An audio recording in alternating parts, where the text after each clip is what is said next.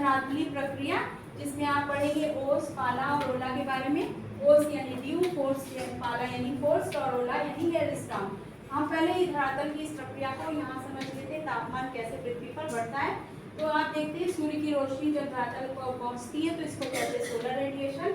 हमारा एटमॉस्फेयर इससे गर्म नहीं होता, बल्कि इससे हमारी धरती या धरातल गर्म होता है। और जैसे ही धरातल गर्म हो जाता है 3 बजे के बाद फिर इससे हीट जो निकलती है, इसको पार्थिव विकिरण कहते हैं। इससे हमारा एटमॉस्फेयर गर्म होता है और 3 बजे शाम तक पूरा टेम्परेचर हाई हो जाता है। तो जिस समय गर्मी रहती है दिन के समय में, उस समय जो भाप रहती है, स्टीम रहती है, वो रात के समय में ठंडी हो जाती है और ठंडी होकर के बूंदों के रूप में पेड़ पौधों पत्तियों पर जम जाती है। इसी जमी हुई जलवाष्प को, जल बूंदों को हम ओस कहते हैं या ड्यू कहते हैं।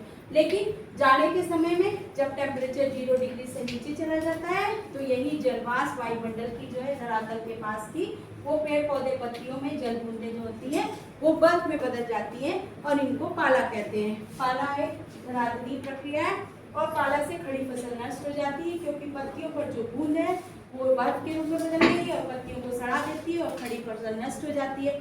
इसीलिए किसानों के लिए पाला या फोर्स्ड एक खतरनाक धरातलीय प्रक्रिया है और ये फोर्स्ड या इसे पाला कहते हैं। कल हम लोग पढ़ेंगे ओला के बारे में।